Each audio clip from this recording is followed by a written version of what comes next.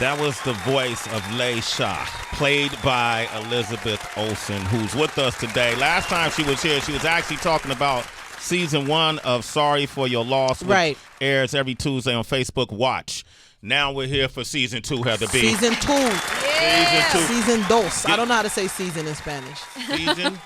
How you say that? Sazon. OQ, he's the Puerto Rican. I don't know. Damn. All right, but she's back, ladies and gentlemen, the one and only Elizabeth Olsen.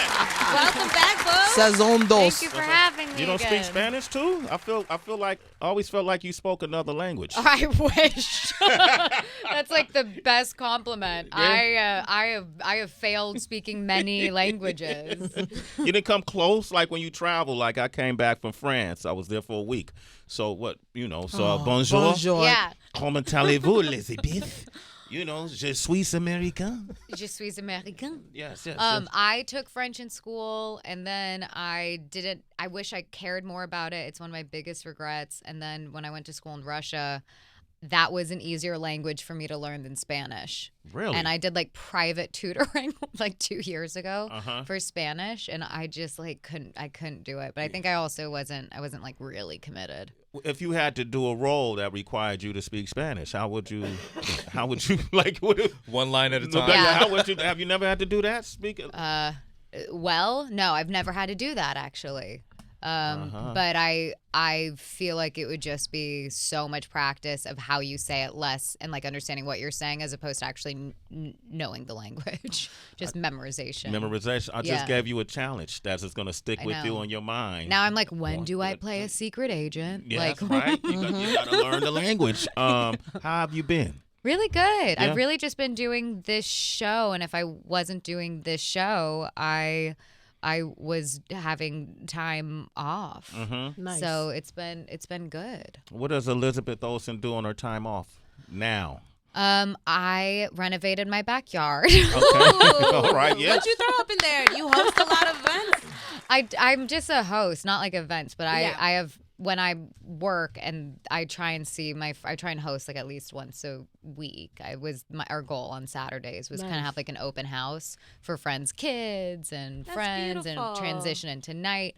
Yeah, I renovated my house by myself without like a interior designer, you didn't get a architect. contractor, none of that? I had a contractor. Okay. And it was just like me and Julio. Like that's like I learned a lot. See, Spanish would have came in handy. Yeah. Julio. I feel so bad for him because I can't communicate with most of his team, and that's so embarrassing when you're from LA. But I did that, and then I waited to do the outside, and I did the outside when we wrapped, and it was like a lot of gardening. I now like know how to garden kind Yes, of. my girl. Elizabeth Olsen knows how to garden.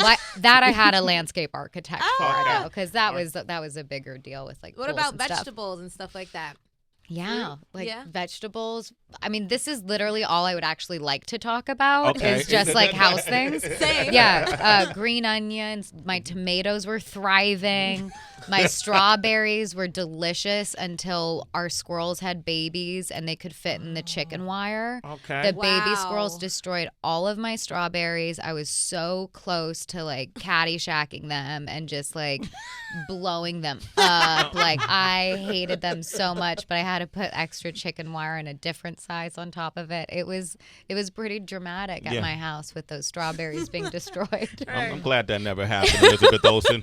Like she said, caddyshagging them. Only a few people would get that. Yeah, you have to see them. You got to know the movie. Yeah, you got to know. Yeah, Bill Murray and all that. Yeah, I love this side of you. And you cooking every day. You just have told us you cook every day. Like I cook every day. I mean, not when I'm in New York in a hotel, but yeah, I cook every day when I'm home. So how do you choose dishes? Do you do a variety of dishes or? I don't know. I think I sometimes just have a certain amount of things I go to, certain amount of recipes for the week, and then other times I'm feeling inspired by my cookbooks. Yeah. It's a very simple life. She should be following your Instagram. Word up. Oh, sorry, that's my phone. I was coughing. Mine is comfort food, but I'm leaning towards healthier comfort food. So it's fun. That's why I was telling you What's about. the deal with this rice? Okay, so we went to the Sway in the Morning show goes to Minnesota every single year for a music festival called Soundset. It's amazing. So while out in Minnesota, I discovered something called walleye. I had no idea what it was. I don't know The what that fish? is. It's a fish. Yeah. Yeah. Okay. So walleye only grows in a specific area of the country in the United States, and with that, the water is fish and it's rice, and so it's this beautiful black rice, Native American area, and it's just beautiful. That and I sounds discovered amazing. it. Yes, it's a wild rice. It's so good, Elizabeth. So I discovered that, bought it back, and now I'm making wild rice soup, wild rice Yeah. and veggies, and so it's good. I love it, and I Yeah. bought soup in here one time for everybody. was Try this delicious. out. You let I her tried try this right now? No. I okay. I'm trying this out now to see if it's something I want to put like from one of my recipes The with the sesame veggies. oil and the Yeah, veggies. so good. Toasted sesame oil is the way to go. Everything. On everything. Yeah. Yeah. Yeah. And it's a great combo with amino acids. Amino instead of soy sauce. No, because we were talking about that as well. Amino Soy acid sauce. instead of soy sauce. Yeah. And it's so good for you. Bragg's makes a really good amino Yeah. acid. Yeah, man, Elizabeth, I feel like we're getting to know you a Yeah, little this is different our this time homie around. now. This is like literally my life. Okay, 'cause last time she was here, I believe it was on 9. Was it on 9/11? 9/11, Yeah. yeah. And then we were talking about sorry for your loss, and Yeah. it was just this whole Heavy. It was kind of heavy, right? Yeah. So I want to lighten it up a little bit. I like Nice. it. All right, and we'll come back and talk about sorry for your loss. All right, not today. Okay. I mean, we're gonna play a song, okay, and then we'll come back. 888-742-3345. You like? Elizabeth! Do we have to? No, it's an amazing show. Amazing. Let's talk about season 2. Sorry for your loss. Okay. Okay. In season 1, we found out that your character lost her husband. Yes. Did we determine if it was from suicide or not? No. This season ends with her having to just deal with him being gone regardless of having an answer. If it were an accident or if it were suicide. Okay. And in season 2. In season 2, the thing that's really special about season 2 is in the first season, we deal with memory and flashbacks through my character Lee's point of view.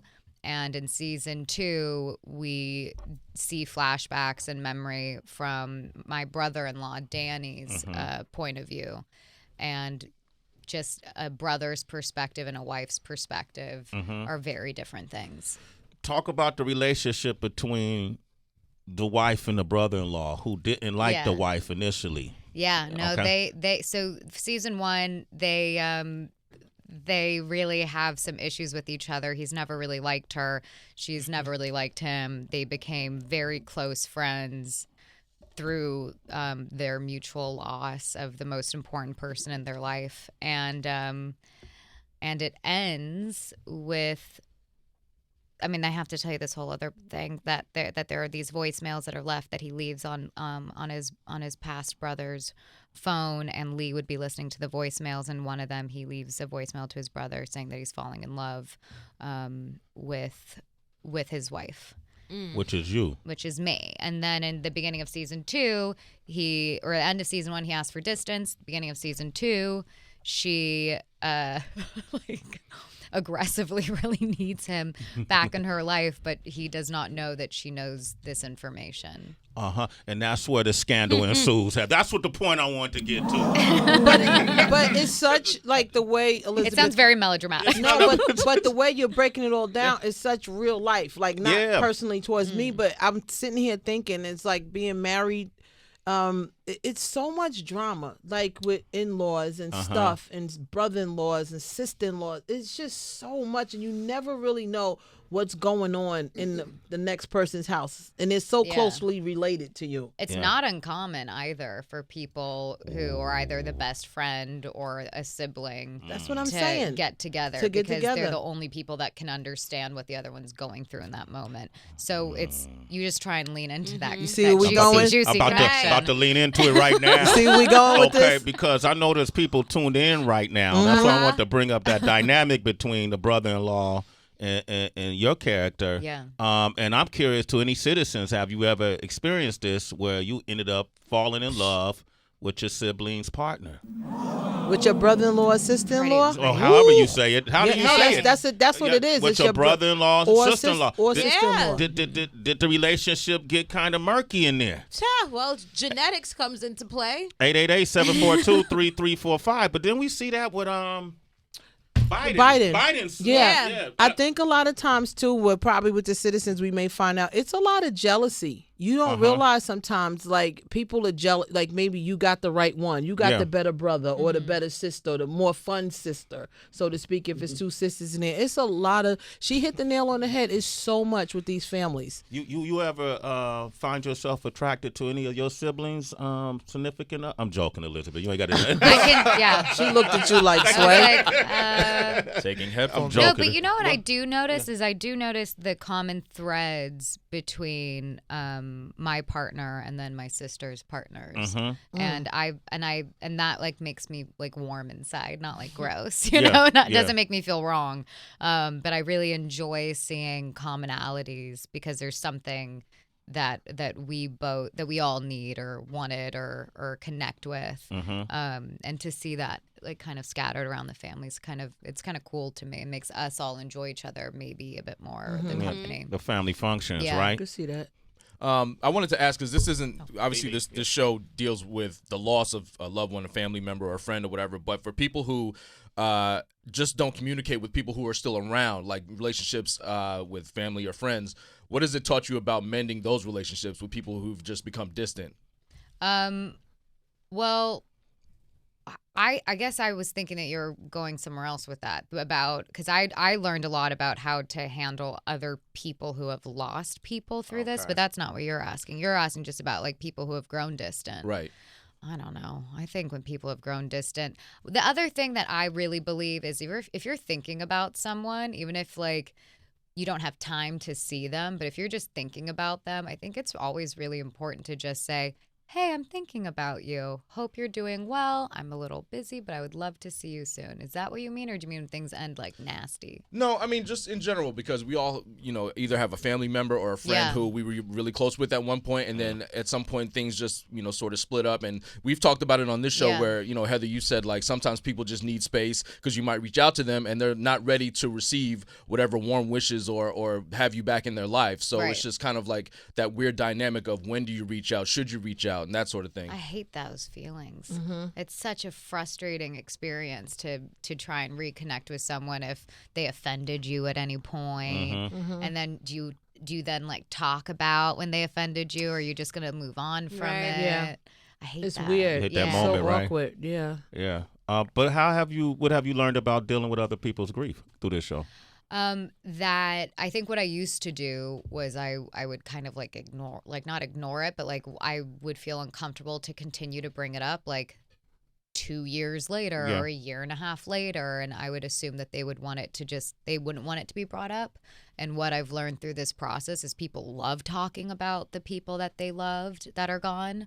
And it's important to check in, and it's important to ask the question and not feel uncomfortable or awkward about it. Unless they specifically ask you, obviously, to not bring it up. Right. Yeah. But I think for the most part, people are really excited not excited, but they need an outlet. They need an outlet. Yeah. They're relieved to, even if they're caught off guard, to have someone who's willing to listen to where they are, because grief, like our show explores, as much as you would want a story to like have a beginning, middle, and end, grief is cyclical, and it always comes back, and it always surprises you, which is why this show works as a series as opposed to like a film where you're like, and I did all those steps and now I'm over it. Right. Yeah. There's no end. No, there is no end. Elizabeth Olsen is here. Sorry for your loss. Every Tuesday on Facebook Watch. Andy from the Bay is on the line. What up, Andy? Hey, Andy. Hey, how you guys doing? You know, Andy, we're doing well. By the way, next Friday, we're doing our Sway Fest first annual on the 18th from 9 a.m. to 1 p.m. You are cordially invited, Andy, to participate in Sway Fest. Yay. Okay, that's going to be on 21st and Franklin. Yay. Okay, so what about this conversation made you want to call? Have you been in this scenario? Yes. What happened? Break it down. Kind of difficult. Okay. Sorry. That's okay. Take your time. But Yeah, grief is, I don't even know how to describe it. I lost my mom a couple of years ago, and every day it's a struggle. Every moment it's a struggle. So this thing that Elizabeth's talking about is just amazing, because we need an outlet. Like everybody says, we need an outlet in order to, put out that grief, put out our emotions, and talk about it. So that's my feeling about it. We were talking too also about being and by the way, I'm sorry about your loss. It's never easy to lose a parent. I lost a parent in 2009. And I celebrate that parent every moment. Every thought is a celebration is how I look at it. That's how I deal with it. And what about, have you ever been attracted to a brother or sister-in-law or your sibling's significant other? Yes, I have. Didn't pursue it, but I have. Because sometimes you have that connection with somebody, even though you're not actually physically with them, but you're around them. So sometimes you guys connect on like a spiritual way or a verbal way or something like that. Didn't pursue it though. Wouldn't be taboo as far as doing that, because it's not right. You love your siblings just as much as you love anybody else. But a brother-in-law, hey, I'm good. Was he cute? Well, I mean, what was it about him? Lord have mercy. Andy kept it 100. She said, she called the Lord. Listen. Lord have mercy. She called Jesus. Okay. Thank you. Jesus. Hey, did you used to like get dressed up at the family functions just to get? No, I didn't go that far. Almost did. Yeah, you used to love. Almost pursued it too, but I just, kind of kept it on the down low. Okay, so you never let that person know though. Hell no. Okay. Family right there. Okay. Yeah. Okay. I ain't getting shot. Okay. I'm from San Francisco. Yeah, they will shoot. I'm from the Bay. You're from the Bay. I think this is a series you should watch if you haven't started watching it. Sorry for your loss, because it's entertaining, it's interesting, it's spellbinding, but it's also healing. So it's dealing with things that we deal with on a day-to-day basis, but aren't always talking about. So make sure you watch it on Facebook Watch, okay? Definitely, and I'll see you guys on the 18th. I will be there. Heather B, I'm always on your on your Instagram page. And Sway, you have always been my dude, back from KMEL, okay? There it is. Make sure you say hi, Andy, because we're short for time here, but we have more in common than what you know. So let's, not about the in-law and attraction to the brother, but. Yeah, I was going to say, who was you looking at? Nobody. None of my in-laws. You better believe that. But no, just in terms of loss and parental loss. Let's talk when we get to the Bay. I would love to just give you a hug, sis. Same here. You guys, God bless. God bless you. Right. See, look at that, Elizabeth. You're touching people with your series. You didn't even realize that probably, huh? Well, I really hope she does watch it, because I really feel like everyone who has had an experience with loss and wants an outlet, people have really been responding to this show. And there's like nothing that feels better than that.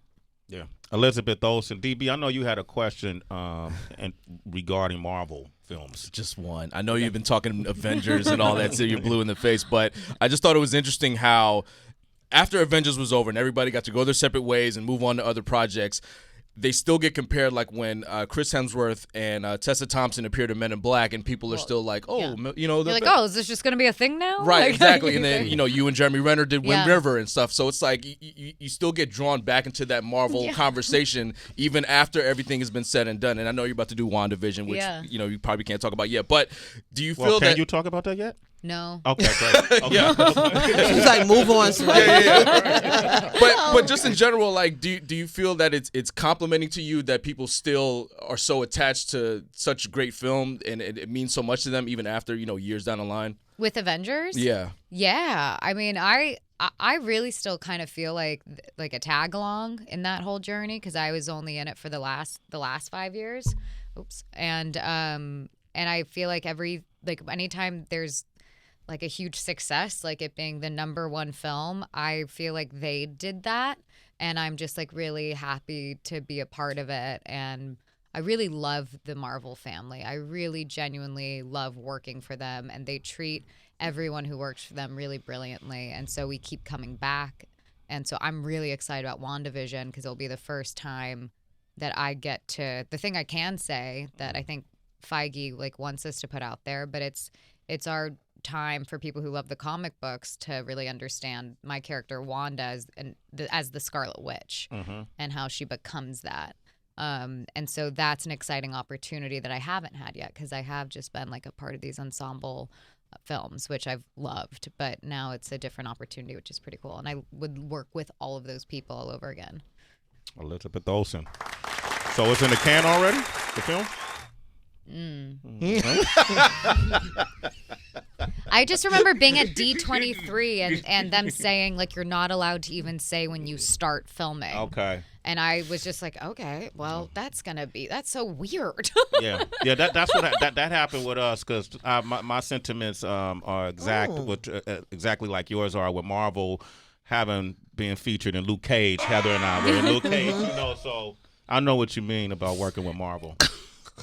Elizabeth has no idea. We had about 10 seconds in the Luke Cage series. 5. Yeah, was it 5 seconds? Probably. But that's a different group, by the way. Marvel Television and Marvel Film. Oh. So if you had a negative experience. She just stunned it on you, basically. No, I had a beautiful You did have a beautiful it was amazing. I just got nervous. I was trying to read into something. No. It was amazing. But you definitely put us in our place, though. No, I didn't. No. MCU and television. Two different worlds, No, dog. I just got nervous that D-lister. I got so nervous that you were saying that you had a negative experience slyly. And I was like, but they're different people that run it. No. That was awesome, by the was way. so Good. much fun. That's great to know. One day when we graduate, we'll be able to visit you on your set, okay? All right, good up for Elizabeth Olsen, ladies and gentlemen. Shit was funny. Oh, I feel so ashamed. TV, that's great. Wow. I was up here in the Keep working. F-lister. You just dropped down to an F-lister. No, that's not what I meant. Oh, I Damn. meant the dog. T-lister. Sorry for your loss, Sway. Every Tuesday on Facebook Watch. Wow. She can't get out of it. Elizabeth, jeez. But All we right. can't end with that. Oh, I thought it was fun. That was funny. Yeah, that's fun. No, your family every time, and continue success, continue great. This is a great series. Like I was happy to find out that it's back. Cool. I got to get ready to sit down and watch everything. Yeah. Okay. We got to learn a lot more, and I think one of the best. We get to watch a lot more Jovan, and he's just so good in this show. He's great. So we really we wanted to live with him a bit more this season. Okay, he's great. Yeah. Thank you, Elizabeth, for coming by. Yeah. All right. Bring some vegetables. Bring some strawberries next time. All right. Okay. Up next, we got Corey Feldman. If you want to speak with Corey, 888-742-3345.